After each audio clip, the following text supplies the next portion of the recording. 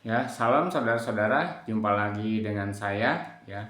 Hari ini kita akan membahas tentang bagaimana tujuan hidup kita untuk menjangkau jiwa-jiwa ya. Nah, kenapa ini saya sampaikan? Salah satunya karena materi ini adalah materi pemuridan bagaimana kita sebenarnya harus hidup sesuai dengan rencana Tuhan, bukan cuma aturan Tuhan, tetapi dalam rencana Tuhan di dalam hidup kita. Tetapi ternyata bahwa di dalam perjalanannya ketika kekristenan ini berdiri, maka banyak sekali hal-hal yang sebenarnya tidak sesuai dengan rencana Tuhan itu.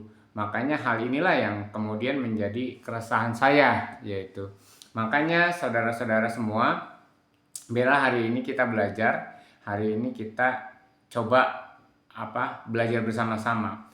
Jadi kenapa banyak gereja berdiri, tetapi kenapa banyak orang Kristen meninggalkan gereja ya. Jadi di negara-negara barat, di negara-negara Eropa, bahkan di Indonesia, anak-anak muda itu sudah enggan ke gereja. Pergi ke gereja tuh mau ngapain? Ketemu Tuhan tuh di rumah juga bisa gitu kan. Mau baca firman Tuhan, mau belajar. Sekarang itu melalui YouTube, media sosial, orang sudah bisa belajar firman Tuhan gitu kan. Nah, bagi orang-orang hamba-hamba Tuhan yang seangkatan saya dan seterusnya, itu kadang itu lupa ya, karena orang-orang yang seangkatan dengan saya, hamba-hamba Tuhan itu sebenarnya yang apalagi yang di atas saya, yang sudah paham betul kenapa Tuhan ingin mendirikan gerejanya, tetapi akhirnya kita terjebak untuk membangun sebuah agama. Ya, kita berharap menjadi Kristen itu menjadi agama yang besar, karena itu kita menawarkannya orang untuk masuk surga. Jadi sama seperti agama-agama sebelah, kita menawarkan orang untuk masuk surga, bukan menawarkan untuk hidup benar. Jadi kita tawarin masuk surga, kita makanya dulu terjadi isu kristenisasi, karena kita ngasih sembako, ngasih apa segala macam supaya orang ikut jadi Kristen. Nah, dan ketika sudah menjadi Kristen, ya orangnya terserah mau berubah atau tidak, yang penting ikut ibadah ke gereja. Nah, akhirnya itu terjadi kejenuhan. Ngapain orang pergi ke gereja? Ngapain orang pergi ibadah? Karena itu gereja-gereja banyak yang tutup kan di Eropa ya. Salah satunya misalnya Hagia Sophia yang sekarang berubah menjadi masjid ya. Dalam banyak hal itu kita menjadi banyak perdebatan, bagaimana di suatu negara gereja susah berdiri, tapi di suatu negara lain gereja menjadi tutup karena tidak ada penghuninya. Tidak ada orang yang mau beribadah ke gereja, karena bagi orang yang modern ya Tuhan bisa ditemui di mana saja. Nah, kegagalan kita di dalam memahami kehendak Tuhan, itulah sebenarnya yang terjadi karena kita berlomba-lomba untuk mendirikan agama. Dan akhirnya ketika kita mendirikan agama, kita ingin merasa yang paling benar. Jadi cobalah kita cek media sosial, hamba-hamba Tuhan dari gereja-gereja yang besar selalu menganggap bahwa dia yang paling benar, harus ikut dia, harus ikut denominasi ini. Nah, akhirnya orang itu pindah-pindah gereja karena ikut denominasi ya, ikut hamba Tuhan ya. Jadi apa ciri-cirinya agama? Ciri-ciri agama ada sentralistik ya, ada hamba Tuhan yang menjadi patokan, hanya perlu menjadi ikutan, bukan menjadi seperti Yesus gitu loh. Padahal perintah Tuhan sudah jelas, beritakanlah Injil kepada seluruh dunia gitu kan. Jadikanlah mereka muridku, bukan muridmu. Jadi yang namanya pemuridan yang saya sampaikan hari ini, bukan saudara nanti ikut-ikutan saya. Ya, saya cuma jadi patronnya. Patron saya belajar menjadi seperti Kristus. Nanti saudara belajar sama saya bagaimana menjadi seperti Kristus. Tapi tujuannya bukan saudara menjadi seperti saya. Jadi sama, saya juga dulu begitu. Ketika ada hamba Tuhan yang luar biasa, diurapi segala macam, saya tuh ingin seperti dia.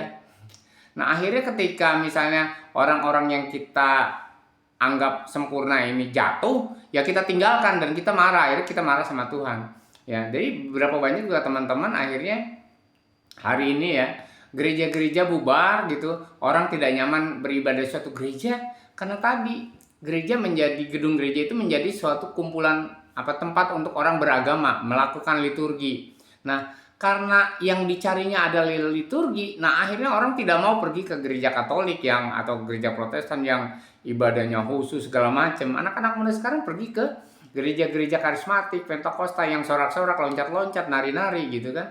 Ya, katanya ini menyembah Tuhannya seperti ini menyembah Tuhannya. Jadi karena yang dibangun adalah agama, jadi orang boleh memilih kemanapun. Tapi belum tentu kan, bahwa apa ya, ketika kita beribadah di satu gereja karismatik, hidup kita lebih berubah daripada kita hidup di dalam gereja Katolik, ya kan? Nah, itu contoh-contoh misalnya hal-hal yang seperti itu. Nah, bapak-bapak gereja dulu yang sebelum kenal karismatik, sebelum kenal Pentakosta, ya kan? Itu juga hidupnya luar biasa, bahkan mereka rela mati. Bahkan mungkin sekarang yang jadi pertanyaan misalnya di Indonesia, adakah sih hamba-hamba Tuhan karismatik yang rela mati? Sama seperti misal bapak-bapak Injili kita, bapak-bapak sampai dimakan, sampai dibunuh sama manusia yang lain ya. Terjadi kanibalisme bagi penyebar agama Kristen gitu ya, misalnya. Nah, itu tidak terjadi gitu kan. Nah, bahkan terjadi perdebatannya begini. Ya oke, kita bawa orang untuk percaya sama Yesus, tapi setelah percaya ya harus beragama Kristen. Ubah KTP gitu kan, ubah cara ibadah, ubah cara menyembah Tuhan. Nah, akhirnya menjadi eksklusif dan tidak lagi akhirnya menemukan apa yang menjadi tujuan Tuhan di dalam hidupnya gitu kan. Nah, akhirnya kita menjadi salah kaprah hingga akhirnya kita ya udah gitu, karena agama itu membosankan gitu. Agama itu hanya suatu liturgi. Nah, ini yang akhirnya menjadi masalah ya. Kenapa akhirnya sekarang gereja itu berebutan jemaat?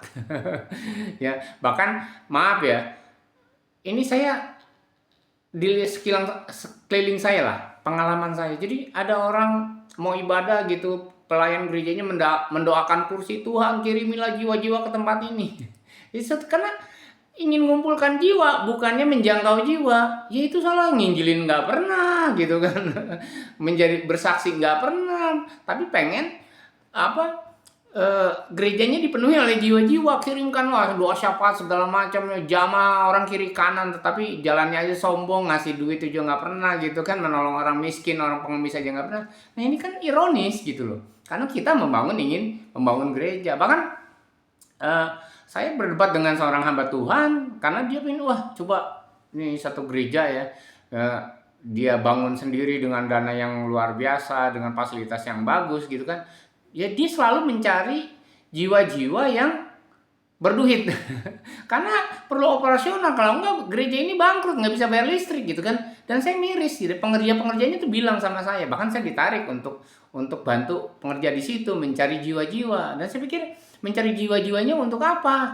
Ya kan, supaya ada perpuluhan, supaya ada persembahan segala macam. Ini yang dan ironis, dan saya menjadi sedih ya. Walaupun hamba Tuhan itu, pendeta ini ya berteman dengan saya, tetapi ya saya kritisi. Nggak bisa, saya tidak akan masuk ke gereja yang seperti ini. Terserah kalian mau hidup atau mati, ya kan? Ya malah saya berharap gereja itu tutup aja udah, karena tujuannya salah, membangun agama, bukan membangun karakter manusianya supaya menjadi seperti Kristus.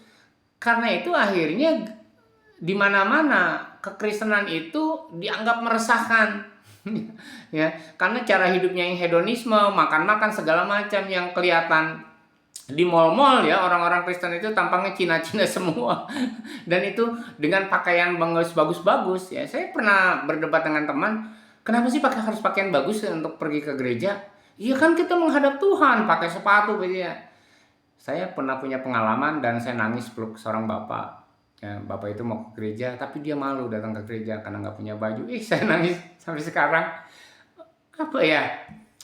Menyedihkan sekali ke gereja itu ya. Ya, dan saya peluk bapak itu. Saya malu datang ke gereja karena semua, kalau dia datang dengan baju yang sederhana, pakai sandal jepit, itu seolah-olah sesuatu yang orang-orang menghakimi dia gitu kan. Saya pernah bilang, boleh nggak sih saya ke gereja pakai celana pendek gitu kan, pakai sandal biasa aja, karena istri saya marah, ini nggak bisa. Bapak rohani saya itu ke gereja pakai payung, pakai topi, pakai sepatunya sepatu bot, karena dia dosen dari ilmu tanah. Dia cuek aja gitu loh. Ya, jadi karena gereja saya dulu itu ya gereja yang ya orang pendeta di gereja saya khotbah cuma pakai kaos doang gitu kan, pakai celana lepis dan pakai sepatu sport gitu kan, karena udah tua gitu kan. Jadi memang tidak ada yang aturan-aturan ya orang harus pakai jas. Saya pernah disuruh ngajar di suatu ya sekolah Alkitab lah seperti itu, harus pakai jas, pakai dasi. Saya bilang saya nggak bisa, gerah, panas. Jadi kita itu akhirnya menentukan aturan-aturan sendiri. Nah, ketika aturan-aturan tersendiri yang disebutnya Taurat baru ini. Nah, akhirnya kita menjadi agama. Yudaisme itu bukan agama, itu suatu bangsa Yahudi yang hidup dan pola hidupnya seperti itu, menurut firman Tuhan seperti itu. Akhirnya lama-lama itu menjadi suatu agama, bukan jadi suatu bangsa tapi jadi suatu agama, harus ada pemimpin segala macam ya. Ada aturan-aturan yang akhirnya dibuat gitu kan. Nah, sama gereja sekarang juga seperti itu. Akhirnya kita mendirikan suatu agama baru, tetapi akhirnya orang tidak berubah. Maka pertanyaan anak saya, pertanyaan beberapa teman, ngapain ke gereja aja tidak berubah? Ngapain baca firman Tuhan? Orang baca firman Tuhan tidak berubah, kelakuannya tetap jahat. Firman Tuhan dibaca 4 pasal, 5 pasal, bahkan ada yang 10 pasal loh sehari. Dan ini bagus, harus dengar firman Tuhan. Tetapi jadi tetap maruk sama duit, menjadi penipu, menjadi orang-orang yang ikut Kristus itu pasti kaya dan segala macam. Jadi semuanya serba salah. Dan itu tidak bisa hidup lagi. Gereja-gereja yang membangun agama seperti itu tidak bisa hidup lagi di zaman seperti ini. Karena anak-anak muda itu benar-benar mencari sendiri kebenaran itu. Nah, masalahnya ketika dicari kebenaran dan dia menemukan kebenaran ya, misalnya melalui media sosial segala macam, membaca Alkitab sendiri, dia menemukan ini banyak nih hamba-hamba Tuhan, gereja-gereja Tuhan tuh khotbahnya sebenarnya salah-salah, ngaco-ngaco. yang lagi rame tentang misalnya persembahan sulung. Wah, 1 bulan penuh gajinya, 1 bulan yang harus diberikan semua. Wah, banyak teman-teman tuh tentang saya emang nggak bisa kalau semuanya saya kasihin Tuhan. Saya mau makan apa? Gajinya itu cuma segitu, buat makan yang sebulan misalnya masih kurang, tetapi hamba Tuhannya tetap menekankan harus bayar yang namanya persembahan sulung semuanya gitu. Nah, ini yang tidak belajar persembahan sulung emangnya harus semuanya ya. Nantilah itu kita bahas lah gitu kan. Jadi ada yang namanya akhirnya spiritual abuse tadi, penyimpangan di dalam gereja. Nah, akhirnya gereja itu tidak bisa membangun karakter, ya kan?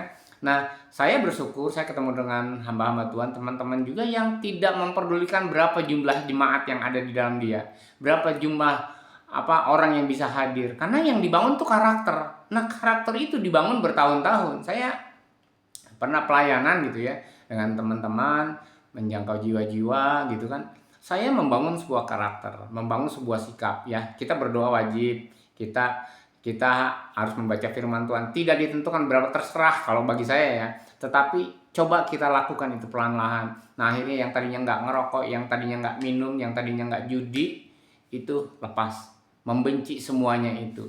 Nah, tiba-tiba suatu gereja besar ngangkut semua gitu kan. Ya, waktu itu setelah krisis moneter ngangkut semua. Mereka membangun suatu agama, semua orang yang melayani di tempat itu digaji, dibayar, diongkosin segala macam. Nah, orang-orang yang saya layani akhirnya karena keadaan sosial ekonomi yang nggak bagus, minta izin sama saya untuk pergi ke gereja itu. Alasannya apa? Sembako. Karena kalau pulangnya itu dapat sembako. Tapi karena itu dibangun dengan agama, dikhotbahin segala macam, akhirnya apa? Suatu kali saya ketemu lagi dengan mereka yang tadinya nggak ngerokok lagi. Mereka yang tadinya nggak minum lagi, judi lagi, segala. Bahkan sampai saat ini setelah puluhan tahun tinggal di gereja itu gitu kan. Ini apa? Saya untuk orang tidak merokok nggak perlu didoain sebenarnya. Nggak perlu misalnya orang nggak perlu minum itu nggak perlu nggak meninggalkan minuman keras, meninggalkan perjudian, itu sebenarnya nggak perlu didoain juga bisa. Asal dibangun karakternya gitu kan. Bukan disuruh baca firman Tuhan terus tanpa akhirnya belajar mengaplikasikannya gitu kan.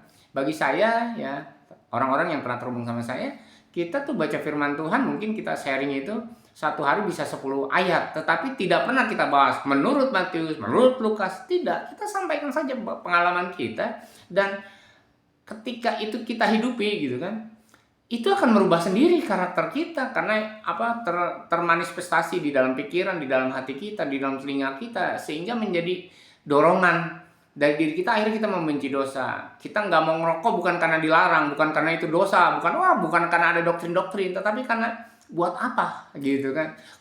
Orang tidak judi, tidak minum, akhirnya mengerti bahwa tubuhnya adalah bait Roh Kudus. Nggak usah ditekan-tekan, tubuhmu bait Roh Kudus, tapi tidak coba hargai gitu kan. Sehingga orang perumpamaan-perumpamaan yang Yesus katakan itu akan menjadi benar. Karena kita berharga, jangan kotori keberhargaan kita dengan menceburkan diri ke dalam kubangan. Nah, akhirnya orang termotivasi dari dalam, berubah itu dari dalam, bukan dari luar. Nah, gereja-gereja sekarang itu menekankan perubahan dari luar, ditekan, diancam, kalau tidak bayar perpuluhan tidak diberkati, kalau tidak doa tidak diberkati. Ya kan? Kalau tidak puasa, kamu hidupnya akan mengikuti dunia. Jadi diancam terus dengan dosa-dosa. Padahal Yesus itu datang bukan untuk mengancam, tapi akhirnya kita ikut agama-agama dunia untuk mengancam-ngancam orang, bahkan tidak melayani pun diancam. Ini aduh, gereja anak saya itu, remajanya itu keluar masuk kenapa gitu. Anak saya itu tanya, kenapa sih? Iya, bisa diancam-ancam terus sama ibu pendeta, sama bapak pendeta, kalau tidak ini ya. Terus bahkan apa ya, oh kalau tidak ke gereja, oh kamu nanti ini dikutuk belalang pelahap ya Tuhan. Jadi tidak membangun dari dalam, selalu ditekan dari luar supaya orang berubah. Nah itu kenapa? Karena orang yang menyampaikan itu, maaf ya, hamba-hamba Tuhan yang menyampaikan itu, hamba-hambanya itu udah frustasi karena dia tidak bisa merubah dirinya sendiri. Saya itu bersyukur saya tidak pernah maksa orang untuk berubah, karena saya belajar merubah diri sendiri itu sulit. Kalau bukan karena Tuhan, saya tidak bisa berubah. Ya, betul nggak? Ya, kalau bukan karena Tuhan, saya tidak bisa berubah. Kalau bukan karena Tuhan, karakter saya tidak akan menjadi baik. Kalau bukan karena Yesus, kalau bukan karena firman Tuhan, kalau bukan karena darah Kristus, kalau bukan karena pekerjaan Roh Kudus, saya tidak akan berubah. Ya kan? Tetapi kalau saya mengandalkan kekuatan di sini, itu tidak bisa. Karena itu apa yang saya ajarkan kepada teman-teman hamba-hamba Tuhan, ya saya berdebat. Tapi saya berdebatnya bukan menyalahkan, kamu goblok udah jadi hamba Tuhan nggak bisa apa-apa, ke sekolah Alkitab ngapain gitu kan, cuma jadi penipu saja.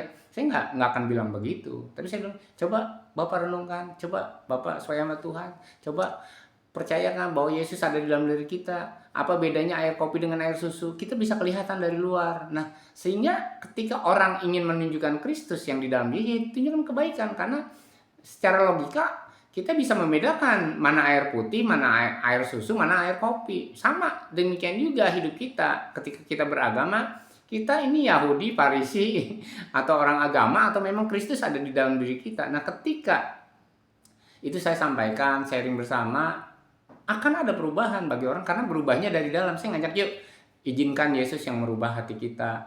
Ya, jangan nyanyi lagunya Bapak ubah hatiku tapi nggak mau menyerahkan diri, ya kan? Ku tahu hidup ini adalah penyembahan tapi tidak mau memakai hidupnya untuk kemuliaan nama Tuhan. Nah, hal-hal seperti itulah sebenarnya yang apa ya? Yang harus kita renungkan bersama. Yuk kita rubah dari kita membangun gereja. Nggak usah lah, saya tidak pernah punya keinginan untuk membangun jemaat yang banyak sampai ratusan ribuan. Tapi saya ingin seperti Gideon.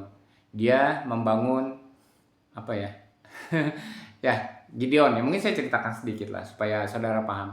Itu ada 32.000 orang Israel yang bisa berperang. Laki-laki 32.000 yang bisa berperang. Israel terancam untuk menghadapi musuh.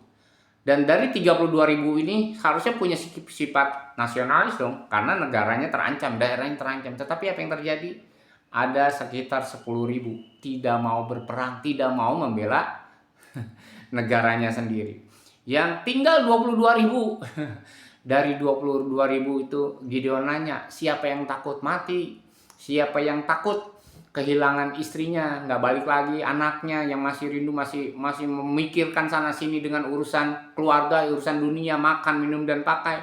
Silahkan tinggalkan. Dan ternyata 12.000 meninggalkan semua karena tadi masih berpikir takut mati, takut nanti istrinya gimana, anaknya gimana mana. Karena yang 12.000 ini tidak menyerahkan keluarganya kepada Tuhan. Jadi dia yang harus memikirkan sendiri. Dan itu yang banyak terjadi di dalam kekristenan kita. Lalu tinggal 10.000. Dan 10.000 orang ini berani mati. Dan itulah yang dipilih. Tetapi Tuhan berkata, coba yang 10.000 ini suruh minum di air sungai.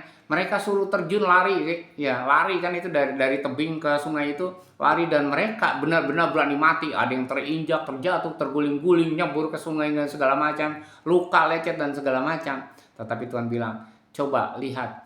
Yang minumnya dengan menggunakan kedua tangan yang ngambil air, itulah yang akan menjadi pasukannya Tuhan. Jadi dari 10.000 tinggal 300 orang yang layak untuk berperang. Nah ini luar biasa. Anggaplah 30.000 tinggal 300. 0,01%. Ya 0,01 ya, 0,1%, bukan 1% lagi. Kalau 1% dari 3.000 adalah 300. Tapi ini apa? 30.000 kan? 30.000 ya iya 0,1. Jadi yang anggaplah sekarang itu ada 3.000 orang Kristen, tapi 3.000-nya itu beragama. Yang dari yang beragama itu berapa yang benar-benar ingin apa? Sungguh-sungguh beragama? Mungkin ada tinggal 22.000, tapi dari yang 22.000 ini berapa yang sebenarnya berani mati bagi Yesus? Nah, ternyata Yesus memilih adalah orang yang berani hidup, bukan orang yang tidak berotak, yang tidak berakal gitu. Karena itulah, maka apa yang dibangun oleh Tuhan adalah membangun karakter. Supaya kita menjadi seperti Kristus, bukan supaya masuk Kristen, bukan supaya rajin ke gereja tiap minggu. Jadi ada gereja yang ibadahnya nggak hari Minggu kok. Ada gereja ya, beberapa gereja dulu ada yang tidak bisa hari Minggu, bikin hari Kamis, hari Rabu, ya terserah. Jadi jangan itu menjadi Taurat baru. Jadi kalau orang tidak ke gereja pada hari Minggu dibilangnya sesat gitu. Wah, dimarahin dan segala macam ya.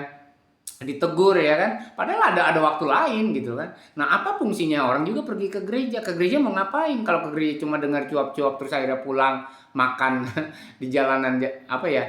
Yang sifatnya cuma bertemu saja mendengarkan firman Tuhan lalu bubar, ya tidak menarik perhatian gitu loh. Tidak, karena tidak membangun chemistry katanya, tidak membangun karakter, tidak membangun hidup di dalam Kristus, cuma membangun apa ya, perkumpulan orang banyak, cuma membangun sebuah organisasi, cuma membangun sesuatu sebenarnya yang kita ingini supaya untuk memuaskan kita. Wah, kita banyak ya sekarang, ya kita udah ratusan orang, kita sudah ribuan orang, tetapi tidak paham bahwa semua itu hanyalah sementara gitu, semuanya itu tidak tidak benar gitu loh. Nah, ini yang harus kita apa ya, pahami bersama supaya bagi sekarang ini coba kita membangun karakter.